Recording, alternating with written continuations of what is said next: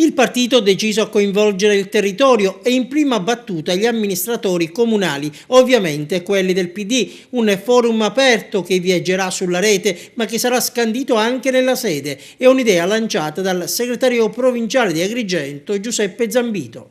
L'idea nasce dalla necessità di mettere in qualche modo, di non lasciare da soli i nostri amministratori.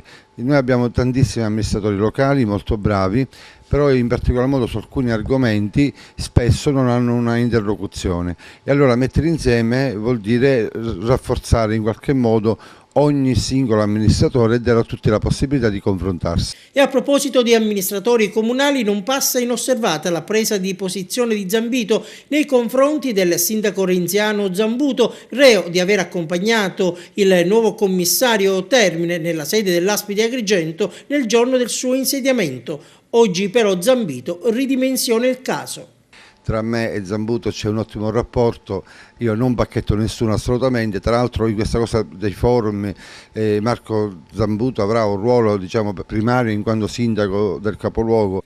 Polemiche a parte, questi sono giorni cruciali per il Partito Democratico, sia agrigentino che siciliano, per capire chi dovrà occupare i posti in prima fila. A livello locale c'è in gioco il ruolo del presidente, promesso alla vigilia del congresso nell'ambito di accordi fra correnti all'Empedoclino Pippo Sinesio. Non lo so se ci sarà la convergenza, sicuramente l'assemblea è stata convocata per domenica.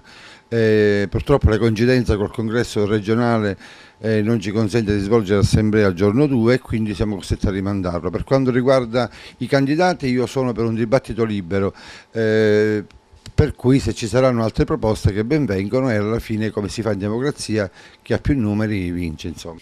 Ma la partita più importante ovviamente si giocherà il 16 febbraio. Ci saranno le primarie per la scelta del segretario regionale. Aria Renzi e Aria Cooperlo hanno stretto l'accordo sul tandem Raciti-Spicola. Sicuramente Zambito sposa questo tandem, però nel mio ruolo di segretario sarò sicuramente garante che tutti i candidati alla segreteria regionale abbiano lo stesso spazio e che le convenzioni che si svolgeranno siano fatte nel modo più trasparente possibile. E salendo di livelli siamo a Renzi. Ecco come Zambito giudica l'incontro ritenuto storico tra il suo segretario nazionale e Silvio Berlusconi. Ci sono molti mal di pancia rispetto a questo incontro, però è altresì vero che forse questo partito ha bisogno di alcuni scossoni. Renzi in questo è molto bravo e alla fine mi auguro che il risultato sia positivo per l'Italia, insomma.